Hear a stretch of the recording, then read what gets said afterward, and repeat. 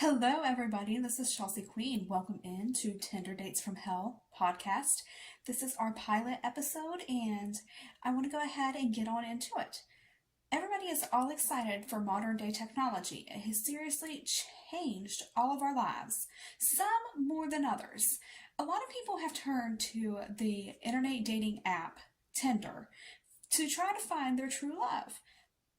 Some might actually find their love that they're looking for. Others, on the other hand, have met in some horrible, horrible people on this app and have encountered some grave dangers. And with that being said, we're going to go ahead and get right on into it. And we're going to start our segment out with some kidnappings that have occurred on the Tinder Dates dating app.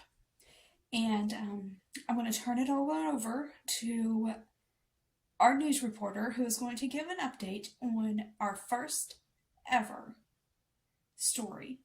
And that is going to be of Shane Stephen Allen. He has a kidnapper that kidnapped a young woman that he met on the Tinder date app. And with that being said, let's go ahead and get on into it.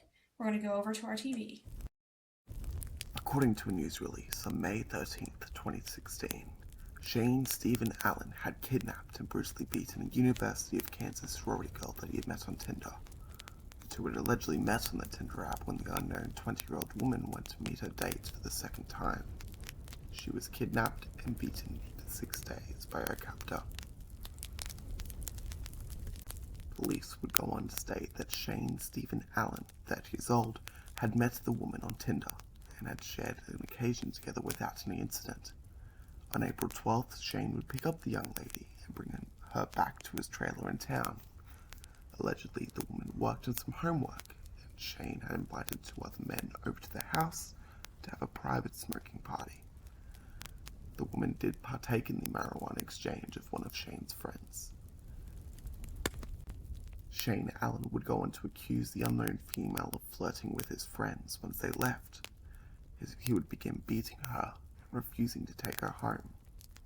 The beating would go on for days with refusals to take her home. He did occasionally take her to McDonald's or relatives' houses, but would never allow her to go home. Shane used the excuse that her face needed to heal from the obvious beatings. According to People magazine, he forced the female to use another app called Facebook to tell friends that she would be home soon.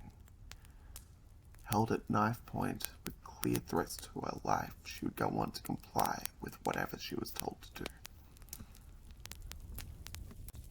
April 18th, the sorority girl would walk through the doors of her sorority with clear visible bruises on her face, neck, back, chest, and legs. She was immediately taken to hospital and spent the next few days telling her story to the police.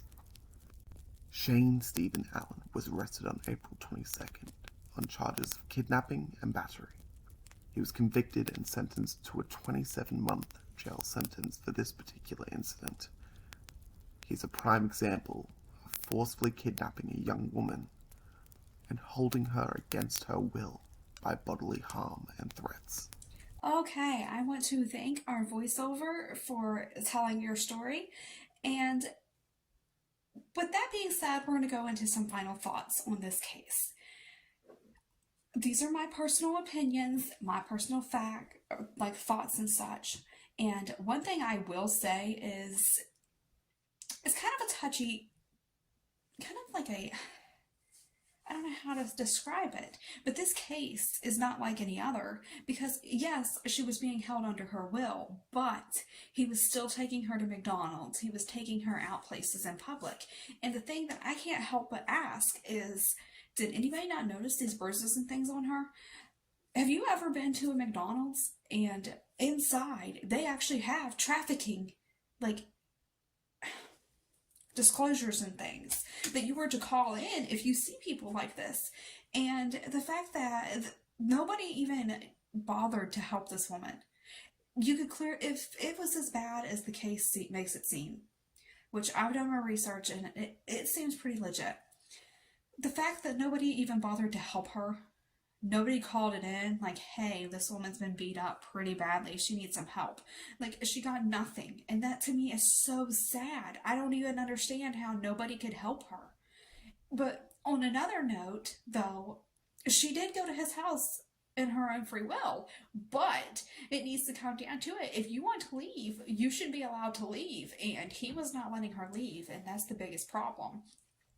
And with that being said, I think we need to kind of keep in like our grips about ourselves that this can happen to anybody. This isn't just this lady that this happened to.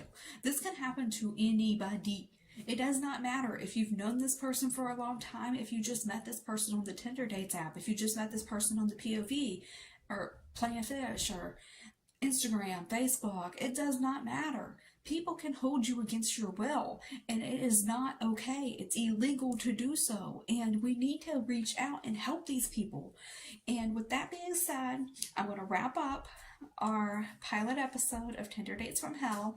Let me know your thoughts and your comments, and stay tuned because we are going to turn my entire book into a podcast. And that will be Tinder Dates from Hell by Chelsea Queen, me. I have taken this book into sections. I will say that. The first section is kidnapping, and that's what we're covering now. We've got kidnapping, let's see here, kidnapping, murder, and there is a cult story that I would like to talk about on the podcast at a later date. And then I'm going to actually do a whole podcast on just tips on avoiding these types of Tinder dates, because I feel like with so many young girls out here now looking for love and turning to Tinder, they need to understand how to navigate through the app and be able to pinpoint the types of people that they want to be around. And with that being said, guys, thank you guys for tuning in. I hope you stay tuned for another wonderful Tinder Dates from Hell podcast episode. And stay tuned because after this podcast drops and we do the entire book, I might just start on another podcast. I do have some things lined up, but with that being said, guys, peace out, and I'll see you on the next one. Bye.